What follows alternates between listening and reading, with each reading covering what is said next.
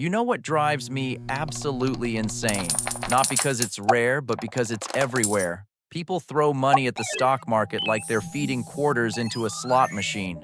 This week, it's a couple of shares of some tech stock because they heard AI is the future. Next week, it's another chunk into some random coin because a guy on the internet with a Lamborghini profile pic promised it's going to the moon. And every time they hit buy, they stare at the red and green screen like it's a lottery drawing, heart racing, dopamine firing, convinced they just did something mature, something financial, something smart. Meanwhile, right behind them, there's a villain sitting there with his arms crossed, quietly laughing. No cape, no dramatic soundtrack, just one boring number with a ridiculous amount of damage, a 22% credit card APR. 22%. It's like a polite loan shark. No yelling, no table slamming, just a calm smile while time does the dirty work.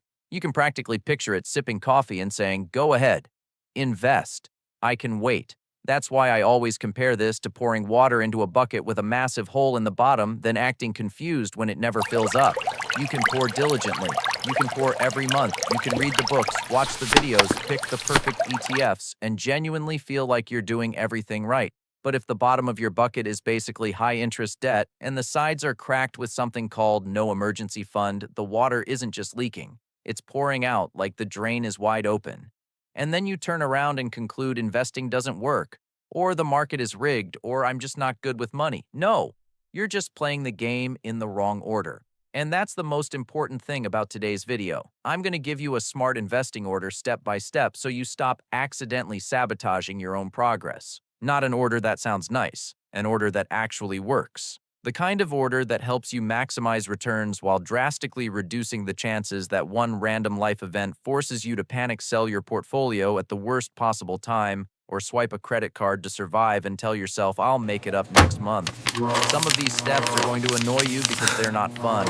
They don't feel like picking a winning stock. They don't feel like catching the next trend. They feel more like pouring concrete than picking out a chandelier. But if you do this the right way, it can literally save you tens of thousands of dollars over your lifetime. And to keep you here, I'll tease two things up front that are going to sound backwards. One, your employer match should come before almost everything, even if you still have other stuff to clean up.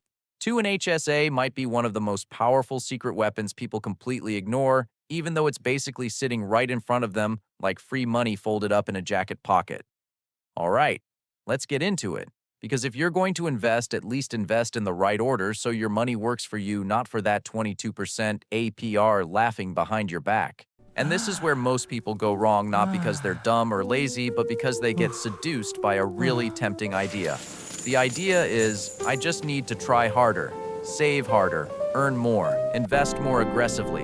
It sounds noble. It sounds very American. It sounds like pure hustle culture. The problem is, personal finance doesn't reward the person who tries the hardest. It rewards the person who does things in the right order. Order beats intensity. You don't need superhero discipline. You need the right sequence. Because if you mess up the order, you can run faster, but you're basically sprinting on a treadmill that's going backward. You keep dumping money into your investments while high-interest debt is quietly rising like bread dough in a warm kitchen. Every month, you feel proud that you're investing consistently, and that 22% APR feels proud that you're a loyal customer. The reason people skip the order is simple: dopamine. Buying a new stock feels like you just made a brilliant move. Buying a coin with a name that sounds like a toy feels like you just got invited into a secret club of people who see the future. It's fun, it's fast, and it hits immediately. Meanwhile, building an emergency fund or paying down credit card debt is like brushing your teeth. Everyone knows they should do it, but nobody posts a story like, "Just threw an extra $200 at my credit card balance." Absolutely electric night. And then there's an even more dangerous psychological trap I call fake progress. You open your investing app, you see a number, you see a chart, you see the flashing green and red, and your brain misreads that as I'm moving forward. It's like stepping on the scale every morning and hoping the number goes down just because you stared at it long enough. Meanwhile, the foundation underneath you is still crumbling. You might have $3,000 in an ETF, but if you've got $5,000 on a credit card at 22% and zero emergency fund, you're not building a castle. You're decorating a house with a cracked foundation. Think of it like building a house. You wouldn't start picking out chandeliers and granite countertops if the foundation were cracked and the roof were leaking. Yet that's exactly what people do with money. They chase what's going up fast, what's hot, what everyone's talking about, while their financial foundation doesn't even have basic waterproofing. Or if you prefer a gaming analogy, this is a leveling up game. Some steps are basically the tutorial missions. Boring, sure, but they unlock the important stuff. They unlock your shield, your armor, your ability to take a hit. And if you skip the tutorial and run straight at the boss, you're going to get one shot, then complain that the game is pay to win. No, you just didn't unlock the order. So the rest of this video is that unlock checklist. Not sexy, but it's what turns investing from a coin flip casino vibe into an actual system. Step 1, and the step almost everyone wants to skip because it doesn't make you feel like TikTok. Warren Buffett is the emergency fund. The emergency fund. Just hearing it sounds boring. It sounds like something a high school personal finance teacher would say right before the entire class collectively powers down. But if you skip this step, your investing strategy is basically just gambling wearing a suit. Here's the data that's funny in a deeply concerning way. About 1 in 3 Americans doesn't have an emergency fund. Not, it's a little low. Not, it's kind of thin. It's 0. And the median amount Americans have set aside for emergencies is about $500. $500. That's one car repair bill, one ER visit, or 1 month where your job decides to cut your hours and you realize life doesn't wait for you to feel emotionally ready. $500 sounds like weekend trip money, but for a lot of people, it's the entire safety net. And at the same time, those very same people are asking whether they should buy individual stocks or get into crypto. That's like asking if you should get a Ferrari in red or black when you can't even afford to replace the transmission in the car you're driving right now. The problem isn't that you're not allowed to dream big. The problem is you're dreaming big on ground that's basically sinkhole adjacent. Here's the mindset shift. An emergency fund isn't dead money. It's a shock absorber. It's insurance for your investing plan. Because what ruins your progress isn't always a lack of knowledge. What ruins your progress is a random Tuesday when life decides to throw a brick at your face. Your car breaks down. Your tooth starts screaming. Your kid spikes a fever. Your furnace dies during the coldest week of the year, because of course it does. If you don't have an emergency fund, you'll do the 2 things every investor hates, but will absolutely do when they panic. 1, you'll sell investments at the worst possible time. 2, you'll swipe a credit card at an interest rate that makes you wonder if this is punishment for ever thinking you'd get rich quick. That's why the most practical approach isn't immediately aiming for 3 to 6 months of expenses like every textbook says, because that range is so wide it's almost useless. The smart move is to break it into levels. First, stack your first $1,000 as fast as you can. That covers most small emergencies before they turn into high-interest debt. Then build toward 1 month of living expenses. 1 month means if something happens, you don't instantly drop into survival mode. Then build for 3 months. If you've got a stable job, steady paycheck, solid benefits, low layoff risk, 3 months is a pretty sturdy wall. If you're freelance commission-based or in an industry where layoffs are basically seasonal weather, then 3 months is a starting point, not the finish line. And here's an important nuance: your situation determines how thick your buffer needs to be. If your income is volatile, you have kids, you're a one-income household, or you're in a season of life where one surprise bill knocks over a whole line of dominoes, you need a bigger cushion. Not because you're weak, because you have more to lose. Picture a real moment. You've been investing consistently for 3 months. Your portfolio is a little green. You start believing you're disciplined now. Then a small disaster shows up, like a $900 car repair. If you have an emergency fund, you pay it, breathe, and keep going. If you don't, you sell what you just bought while the market's down, or you swipe your credit card and basically sign a 22% contract without even getting a cute red bow on top. That's the difference between having a system and having hope. An emergency fund won't make you rich fast. It makes sure you don't get poor fast. And sometimes that's the single most important step toward getting rich the boring but real way. And once you've got that minimum shock absorber in place, the next step is the least sexy and most effective thing you can do: kill high-interest debt. This is the part where a lot of people want to skip ahead because everyone loves "what should I buy to get rich," and nobody gets excited about pay down your debt. Paying off debt feels like taking out the trash.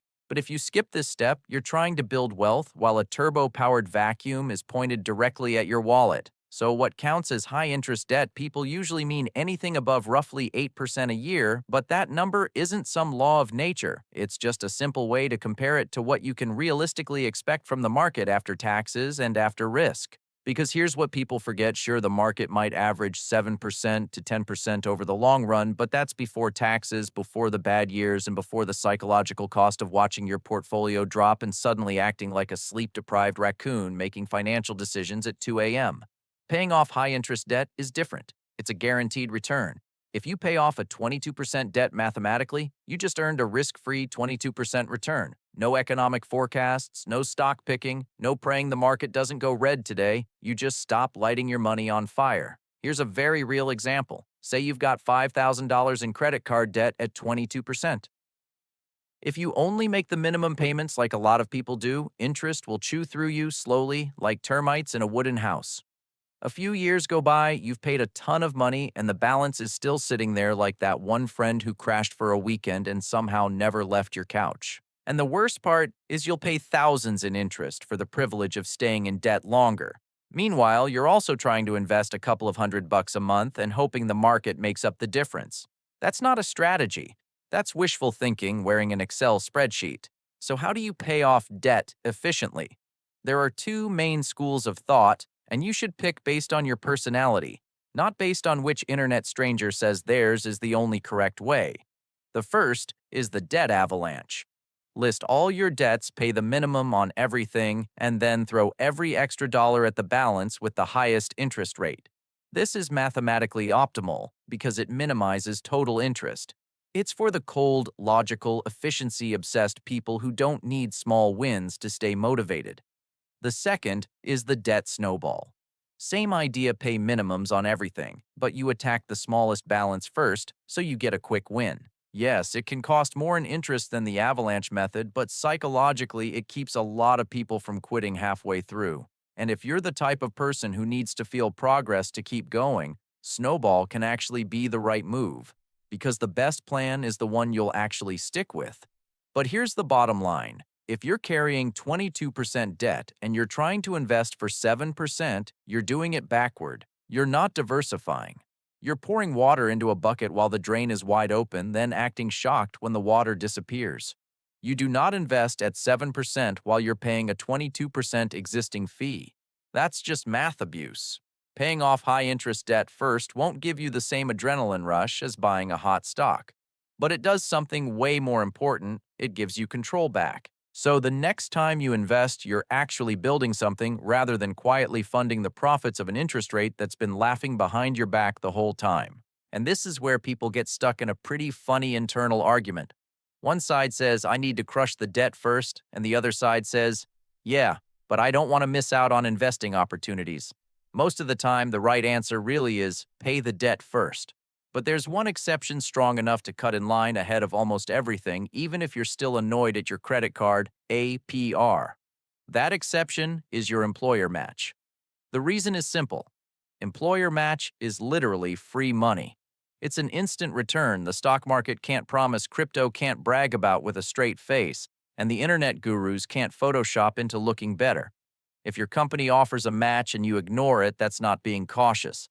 That's leaving money on the table and walking away like you're doing something noble. Here's a common example. You make $50,000 a year. Your employer matches 50% up to 6% of your salary. That means if you put in $3,000 a year, your employer throws in another $1,500. You just got a 50% instant return before the market even has time to do its little red and green dance. There is no legal investment that hands you a 50% return the moment you hit submit unless you're involved in something shady and you're about to get a very different kind of invite. Employer match is the kind of deal that if someone told you about it at a bar, you'd assume they were exaggerating. But it's real. It's an HR policy printed in boring font inside a PDF, and people still miss it. Now here's the important nuance so you don't faceplant. That match isn't always your money immediately in the fullest sense. A lot of companies have a vesting schedule. In plain English, they'll match your contributions, but you don't fully own that match until you've stayed long enough. Some plans vest after 2 years, 3 years, or in chunks over time. So if you're planning to job hop soon, you need to know which rules you're playing under. Not to scare you away from the match, just so you understand that sometimes free money comes with a light little leash, and a light leash is still a leash. So what's the optimal way to combine this with everything else? You don't need to go all in on investing yet. You just contribute enough to get the full match. Exactly enough, no more. Grab the free money, then go right back to attacking high-interest debt aggressively. Because the whole goal here is maximizing guaranteed returns. The match is a guaranteed return. Paying off 22% debt is also a guaranteed return.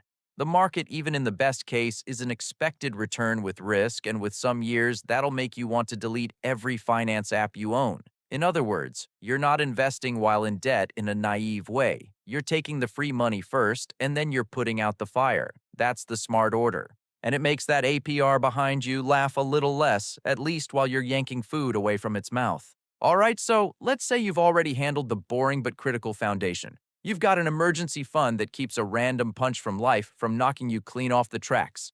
You're attacking high-interest debt like you're putting out a kitchen fire. You're also getting your full employer match, which means you're not leaving free money on the table like you're either too rich or too busy to bend down and pick it up. Good. Now we enter what I like to call the tax optimization zone, the part where you build wealth not because you guessed the market right, but because you stop feeding the IRS earlier than you have to. This is where a lot of people mess up with a shocking amount of confidence. They jump straight into a taxable brokerage account because it's flexible, the app looks pretty, and they want to have the freedom to trade.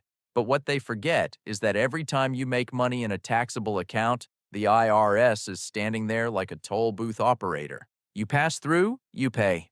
Sure, you can still get to your destination, but you've chosen the route with the most toll plazas on purpose. So after you've secured the match, the next move is usually to max out your IRA first and only then go back and contribute more to your 401k beyond the match.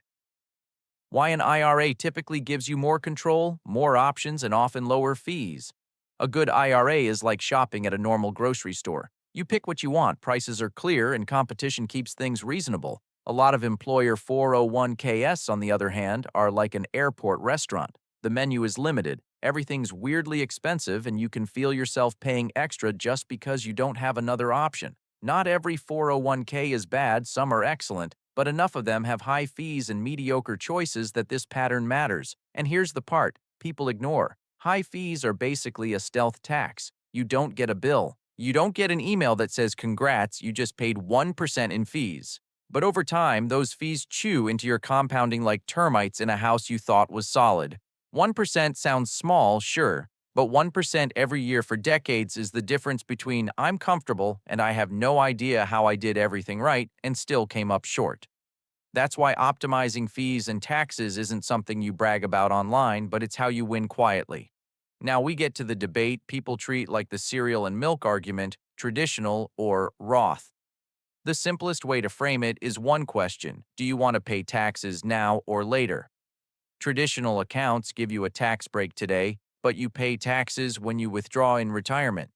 Roth accounts make you pay taxes today, but your withdrawals later are usually tax-free. The general rule for most people is this: if you're in a higher tax bracket now and you expect to be in a lower one later, traditional often makes sense. If you're in a lower bracket now, especially early in your career, and you expect your income to rise over time, Roth often makes sense. The problem is, predicting future tax rates is about as reliable as forecasting the weather 3 months from now. So if you're not sure there's a very grown-up strategy that doesn't require you to become a fortune teller, split it. Put some into a traditional and some into a Roth to create tax diversification. You're basically buying yourself options for the future. And in personal finance, options are usually expensive if you try to buy them late, but surprisingly affordable if you build them early. Bottom line, this zone isn't sexy. There's no jackpot feeling. But this is where real wealthy people do their work. They don't just make money, they keep the money. And one of the best ways to keep money is to stop handing it to the IRS before you're required to. And just when you think you've made it through the whole tax optimization zone, here's the plot twist a ton of people miss because it doesn't sound sexy: the HSA, the health savings account. It sounds like something exclusively enjoyed by people who read health insurance fine print for fun. But if you're eligible for an HSA and you use it correctly, this might be the most overpowered account in the entire personal finance game. Like so overpowered that if it were a weapon in a video game, people would be screaming for a nerf. Here's why. The HSA has what's basically a triple tax advantage, 3 layers of tax benefits that almost no other account gets all at once. 1, the money you contribute is typically tax deductible like a traditional account. 2, the money can grow tax-free if you invest it, which means your compounding gets to run without the IRS standing next to it with a calculator and a hungry expression. And 3, this is the finishing move. If you withdraw money for qualified medical expenses, those withdrawals are tax-free too. Tax-free on the way in, tax-free while it grows tax-free on the way out. It's the kind of deal that if a bank called you and offered it, you'd assume there's a hidden catch and they're about to ask for your social security number, your mother's maiden name, and the name of your first pet. But HSAs are genuinely designed this way, and most people either don't know it or they know it and still use the HSA like a glorified medical checking account, money in, money out, no investing, no compounding, no magic. Now, the upgraded HSA strategy sounds a little weird, but it's incredibly effective. If you can afford it, pay your current medical expenses out of pocket and leave the HSA money alone. Save every receipt, every invoice, every piece of paperwork. Then invest the HSA and let it grow for years. Because here's the sneaky part: you can reimburse yourself later. Not next week, not next month, potentially 10 or 20 years down the road, as long as it was a qualified expense and you have documentation, which means you're basically turning today's doctor bill into a future tax-free withdrawal voucher while the money has had years to compound in the market. That's why people who really understand HSAs treat them like an advanced level tool. But I need to balance this right here because the HSA is not magic for everyone.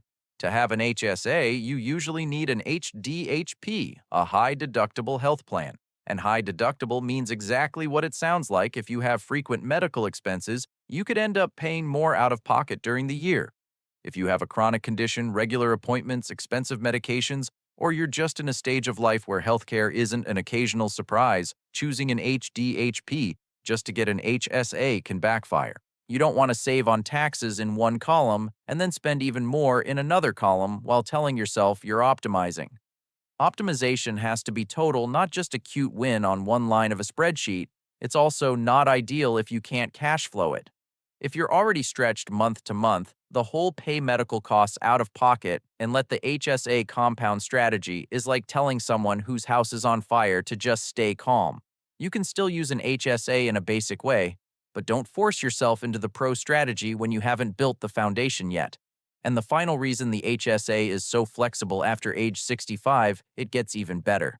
You can still withdraw tax-free for qualified medical expenses. And if you withdraw for non-medical reasons, you're no longer hit with a penalty. You just pay regular income tax, basically like a traditional IRA.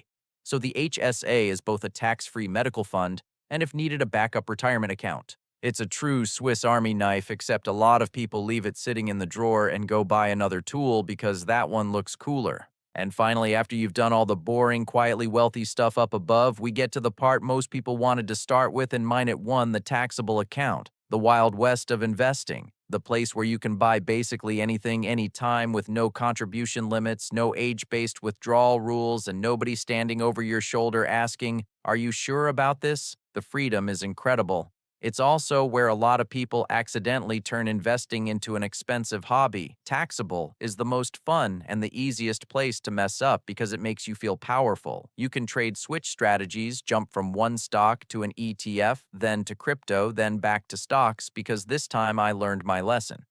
But what a lot of people don't notice is that taxable comes with something that sticks to you like sand in your shoes when you're trying to run tax drag: dividend taxes, capital gains taxes, and sometimes short-term gains are taxed if you're trading like you're playing ping pong. You can still move forward, but every step is a little more annoying. And if you run long enough, you start to understand why the tax-optimized people always look so calm. They're not smarter than you. They just have less sand. To see the difference, imagine the same person contributing the same amount earning the same market return for 30 years. In a tax-advantaged account, your money compounds without the IRS taking a bite every year. In a taxable account, every dividend is basically an invitation to stop by the toll booth. Every time you sell for a gain, the IRS wants a slice too. Over a few decades, the gap isn't a few $100 or even a few thousand. It can be hundreds of thousands. And the funny part is, most people never realize they're paying that price because it doesn't show up as one giant bill. It shows up as small cuts, steady, quiet, polite little cuts. Death by 1,000 paper cuts with receipts. But taxable isn't bad. It's just misused. The smarter way to think about taxable is as a bridge. You want a house down payment in 5 years and you don't want to mess with retirement accounts. Taxable can help. Do you want to retire early before you can access your 401k or IRA without penalties? Taxable can fund that gap. You want flexibility for big goals that retirement accounts weren't designed for. Taxable is the right playground. There's just one condition: you only want to sprint into the Wild West after your foundation is built. Because if you don't have an emergency fund, you're still carrying high-interest debt. You haven't grabbed the match, you haven't used the tax advantages available to you, and you're already chasing shiny objects in taxable. You're not investing. You're creating extra work for yourself and extra profit for the tax system. So here's the entire video in one simple sentence. Doing it in the right order means you maximize the guaranteed returns first and only then go hunting for the returns that aren't guaranteed. And once you do that, you'll realize something kind of backwards: real wealth isn't loud. It's a little boring. But in exchange, you get freedom.